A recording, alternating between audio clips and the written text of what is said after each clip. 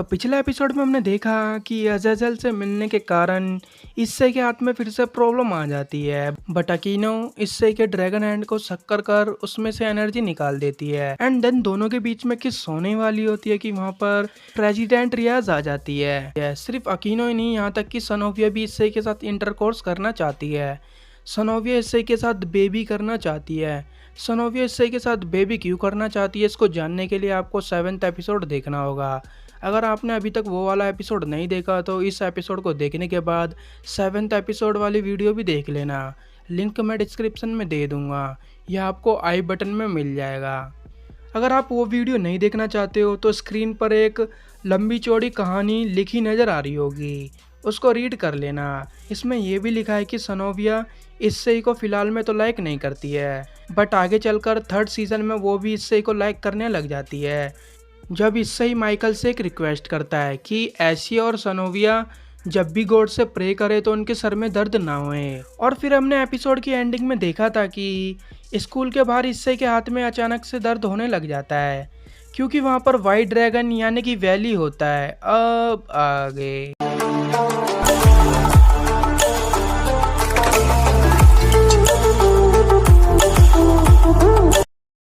Valley इससे इसे कहता है, तुम भूल गए हम दूसरी बार मिल रहे हैं। मैं हूँ वाइट ड्रैगन, पर तुम मेरे को वैनिशिंग ड्रैगन बोल सकते हो। वो कहता है, तुम कितने वीक हो, मैं तुमको अपने मैजिक से बड़े इजीली मार सकता हूँ।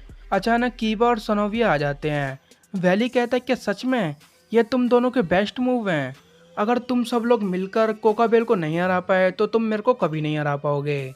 और कहता है, अगर तुमको मेरी बात पर यकीन नहीं तो बस मेरे पर एक बार अटैक कर कर देखो। फिर कीबा और सनोविया वैली की गर्दन से अपनी स्वॉर्ड हटा लेते हैं। वो इससे इसे कहता है, तुम्हें पता भी है तुम्हारे पास कितनी पावरफुल पावर है, टॉप 4 स्ट्रॉन्गेस्ट पावर में से एक, बट फिर भी मेरे हिसाब से तुम्हारी रैंक कुछ 1000 या 1500 रैंक होगी और तुम्हारा बैलेंस ब्रेकर भी इनकम्प्लीट है। तुम एक वैल्यूएबल प्लेयर हो, so take care and properly nurture, यानी कि अपने आप को और डेवलप करो और अपना बैलेंस ब्रेकर कंप्लीट करो और जितना हो सके उतना अपने आप को स्ट्रॉन्ग करने की कोशिश करो। उसी टाइम वहाँ पर प्रेसिडेंट अकीनो और कोनिको आ जाती है। प्रेसिडेंट कहती है, मेरे को तुम्हारी एडवाइस की ज़रूरत नहीं, और अगर तुम यहाँ पर फॉलन एंजल्स के बिहाफ पर आए हो तो तुम अपना टाइम वेस्ट कर रहे हो।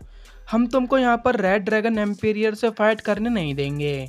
वैली कहता है, तुमको पता भी है वाइट ड्रैगन और रेड ड्रैगन के बीच में जो भी आया है उसका क्या हाल हुआ है। और ये कहकर वहाँ से चला जाता है कि काम डाउन, मैं तुम लोगों से यहाँ पर फाइट करने नहीं आया हूँ। रियस के पसीने निकलने लग जाते हैं और वो इससे का हाथ पकड़ लेती है। उसके बाद इससे अपने घर पर लेटकर ये सोच रहा होता है कि वैली के फाइटिंग मूव्स बहुत इम्प्रेसिव हैं। फिर ड्रैगन इससे से कुछ कहता है और जब इससे पूछता है कि एक्चुअली में वाइट ड्रैगन और रेड ड्रैगन के बीच में चल क्या रहा है, वो बताता है जब 3 साइडेड वॉर चल रहा था यानी कि द ग्रेट वॉर, तो ह्यूमंस एंड अदर क्रिएचर्स को फोर्स किया जा रहा था कि अपनी अपनी टीम को चुन लो कि तुम किसके साथ मिलकर अपने सर्वाइवल के लिए फाइट करोगे, एंजल्स, फॉलन एंजल्स या डेविल्स। इससे पूछता है आखिर वो फाइट कर क्यों रहे थे। ड्रैगन बताता है, जहाँ तक मेरे को पता है फाइट करने का रीज़न तो उनको भी नहीं पता था, बस बेमतलब में एक दूसरे से फाइट कर रहे थे। और सिर्फ ड्रैगन ही थे जिन्होंने उन फाइट में बिल्कुल भी इंटरेस्ट नहीं दिखाया। मांगा के अकॉर्डिंग वैसे तो कई सारे ड्रैगन थे जिन्होंने इस फाइट में कई सारे ड्रैगन थे जो इस फाइट में शामिल थे। सिर्फ रेड ड्रैगन और वाइट ड्रैगन ही थे जिन्होंने बिल्कुल भी इंटरेस्ट नहीं दिखाया इस फाइट में। खैर हम तो एनीमे की बात कर रहे हैं। सिर्फ 2 ही ड्रैगन थे जिन्होंने ग्रेट वॉर में बिल्कुल भी इंटरेस्ट नहीं दिखाया। वाइट ड्रैगन और रेड ड्रैगन ये दोनों जैसा चाहते थे उसी तरह से अपना जीवन जीते थे। इन दोनों को मानना था कि इनका द ग्रेट वॉर यानी कि 3 साइडेड वॉर से कोई लेना देना नहीं है। वाइट ड्रैगन और रेड ड्रैगन सबसे पावरफुल ड्रैगन होते हैं जिनको 2 हेवनली ड्रैगन बोलते हैं। ये इतने पावरफुल होते हैं कि ये गॉड को भी मार सकते हैं। अगर आप मांगा रीडर होगे तो आपको पता ही होगा। और जब द ग्रेट वॉर रुक गया तब उसके बाद रेड ड्रैगन और वाइट ड्रैगन आपस में फाइट करने लग गए। ये दोनों बहुत बोर हो गए थे और एक दूसरे से फाइट करके इनको बहुत मजा आता था और अपने आप को और ज़्यादा इम्प्रूव करते थे। और बाद में इन ड्रैगन को सैक्रेड गियर में सील कर दिया गया। ये सैक्रेड गियर सिर्फ ह्यूमंस के पास ही होता है। ये सैक्रेड गियर सिर्फ इंसान के पास ही होता है।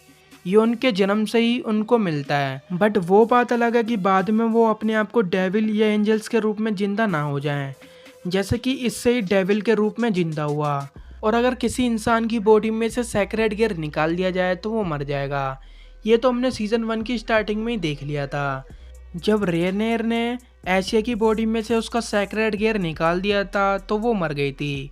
खैर, अब अपने एपिसोड पर आते हैं। ड्रैगन्स को सेक्रेड गियर में सील कर देने से रेड ड्रैगन और वाइट ड्रैगन के बीच की बात सिर्फ यहीं ख़त्म नहीं हो जाती है, बल्कि उसके बाद से रेड ड्रैगन और वाइट ड्रैगन के बीच में एक राइवलरी चलती आ रही है। और जिस भी इंसान के पास रेड ड्रैगन और वाइट ड्रैगन का सेक्रेड गियर होता है और वो जैसे ही एक दूसरे से मिलते हैं, यानी कि वो जैसे ही एक दूसरे के सामने आते हैं, वो एक दूसरे से फाइट करने लग जाते हैं। इससे ही कहता है, अब मैं समझा, मतलब मेरे पास और कोई चॉइस नहीं वाइट ड्रैगन से फाइट करने के अलावा। और ये भी कहता है मेरे जैसे लूज़र के लिए बहुत मुश्किल होगा वैली जैसे बंदे को हराने में। उसके बाद इससे अपनी क्लास में जाता है और जैसे ही वो अपनी क्लास में एंटर करता है, मास्तुदा और मोटोआमा उसको पंच मारते हैं और कहते हैं जब से तूने रिसर्च क्लब ज्वाइन किया है, जहाँ भी तू जाता है वहाँ पर गर्ल्स हमेशा एक्साइटेड होती हैं। ये दोनों इसलिए बोलते हैं कि इनकी क्लास में अब सनोविया भी आ गई है और वो भी रिसर्च क्लब की मेंबर होती है। और वो दोनों इससे इसे कहते हैं तूने अभी तक सनोविया के साथ हुकअप किया या नहीं। उसी टाइम वहाँ पर सनोविया आ जाती है और कहती है उस दिन के लिए सॉरी, इससे ही उस टाइम तुम प्रिपेयर नहीं थे। इससे ही सनोविया से कहता है उस बारे में यहाँ पर बात मत करो। वो कॉन्डम्स निकाल कर कहती है ये नेक्स्ट टाइम के लिए। फिर वहाँ पर ऐशी आ जाती है और सनोविया एशिया को भी एक दे देती है। एशिया कहती है ये क्या है। फिर आयका केरियो उसको सब कुछ बताती है कि ये क्या होता है। फिर वो दोनों दोबारा इससे को पंच मारने लग जाते हैं, बट एशिया के कहने पर वो उसको कुछ भी नहीं करते हैं। सनोविया कहती है चलो इंटरकोर्स करते हैं। इससे ही उससे कॉन्डम छीनकर वहाँ से बाहर चला जाता है और सोचता है अब सनोविया को क्या हो गया। वहाँ उसको रियस, अकीनो, सोना और सुबाकी दिखती हैं और वो आपस में कुछ बात कर रही होती हैं कि वैली फॉलन एंजल्स के लिए काम करता है, इसलिए हम उसको ऐसे ही कुछ भी नहीं करने देंगे और तो और उसको स्कूल की प्रॉपर्टी में एंटर नहीं करने देंगे। फिर सोना और सुबाकी वहाँ से चले जाते हैं। इससे अकीनो के पास जाता है और कहता है मैटर क्या है। अकीनो कहती है कुछ नहीं, बस वो ओपन हाउस के बारे में बात कर रहे हैं और वो उसके लिए थोड़ा टेंशन में है।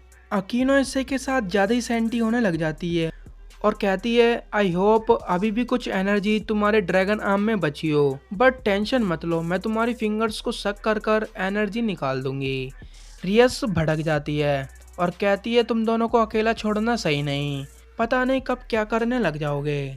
उसके बाद हमें दिखाया जाता है इससे ही अज़ेज़ल और वैली के बारे में सोचते हुए नहाने जाता है। पता लगता है अंदर एशिया ऑलरेडी नहा रही होती है। इससे ही सॉरी कहकर गेट बंद कर कर वहाँ से जा रही होता है। रियस आ जाती है और कहती है तुम नहाने जा रहे हो। वो देखती है कि एशिया तो पहले ही से ही वहाँ पर नहा रही होती है।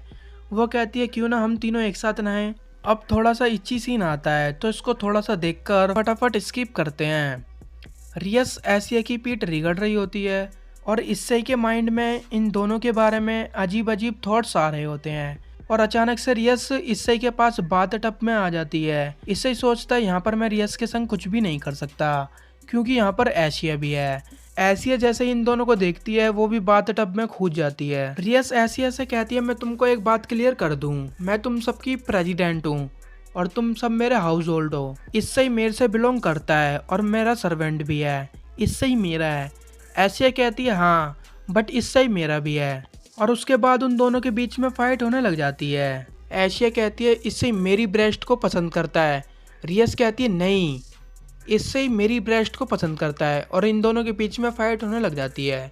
नहीं, इससे ही मेरा है, इससे ही मेरा है, इससे ही मेरी ब्रेस्ट को पसंद करता है, नहीं इससे ही मेरी ब्रेस्ट को पसंद करता है। ये दोनों फाइट करते हैं और उसके बाद इससे के साथ कुछ ये होता है। अब चलते हैं स्कूल। स्कूल में एक असाइनमेंट होता है जिसमें उनको क्ले दी जाती है, यानी कि चिकनी मिट्टी, और उनको उस क्ले से कुछ बनाना होता है जो भी वो चाहें, जो भी उनसे बिलोंग करे। और सबके पेरेंट्स भी वहाँ पर आए हुए होते हैं। इससे ही के पेरेंट्स भी कैमरा लेकर वहाँ पर एशिया को देखने आते हैं।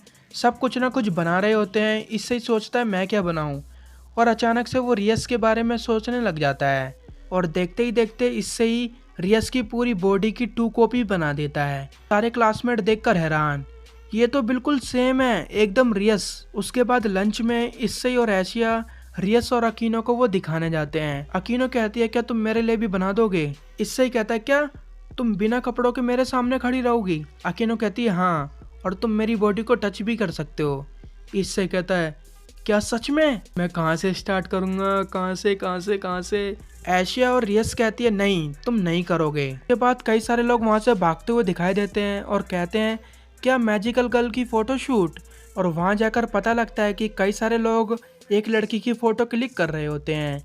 इससे ही कहता है ये तो मैजिकल गर्ल मिक्की स्पैरल 7 का कॉस्प्ले है। एशिया कहती है तुमको कैसे पता?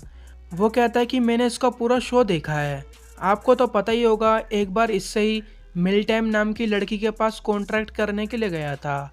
कॉन्ट्रैक्ट तो हुआ नहीं था, बल्कि पूरी रात इन्होंने एनीमे देखी थी, एनीमे पार्टी। उसके बाद साजी उन सबको वहाँ से भगा देता है, ये कहकर कि ये स्कूल है, तुम्हारे बाप का घर नहीं, चलो निकलो अपनी अपनी क्लास में जाओ। फिर वहाँ पर सोना आती है, तब पता चलता है कि ये लड़की सोना की छोटी बहन है। सोना कहती है मैं पूरे स्कूल काउंसिल के लिए रिस्पॉन्सिबल हूँ, ये स्कूल में एक्सेप्टेबल नहीं है, तुमने ड्रेस नहीं पहनी, तुम्हें ड्रेस पहननी पड़ेगी।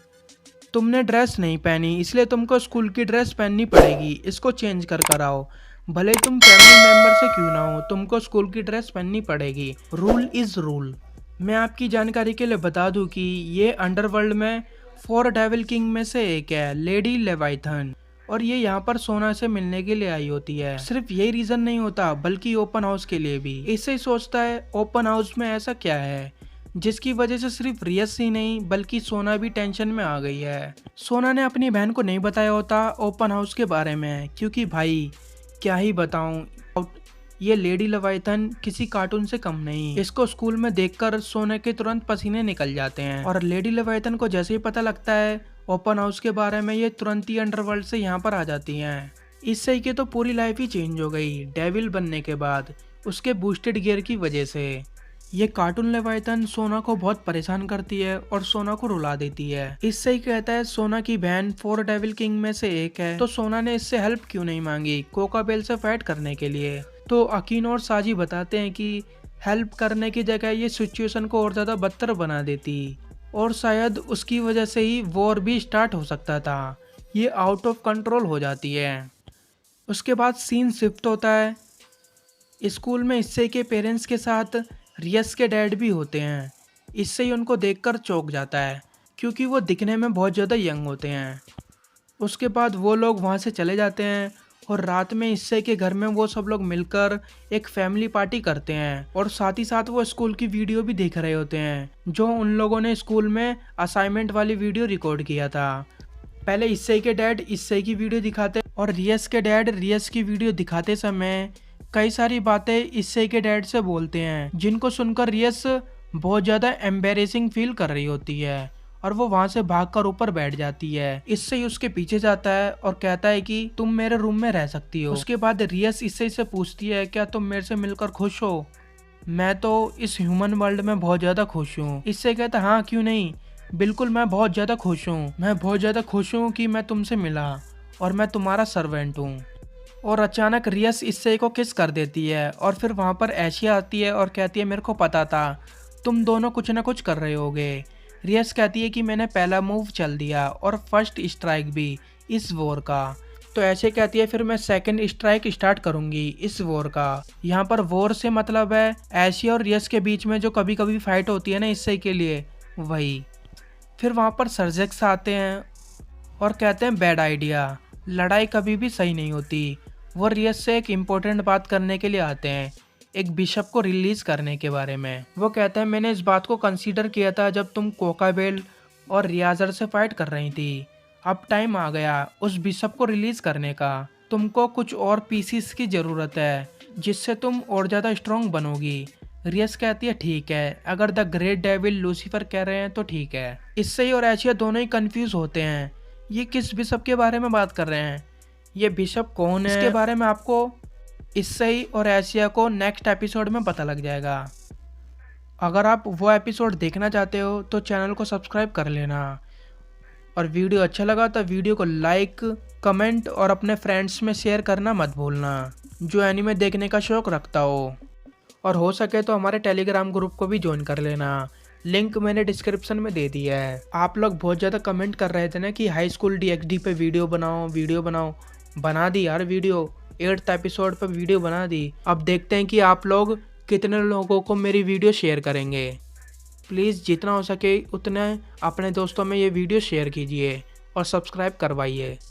चलते हैं और अगली वीडियो में मिलेंगे एक न्यू एनिमे के साथ। जय हिंद।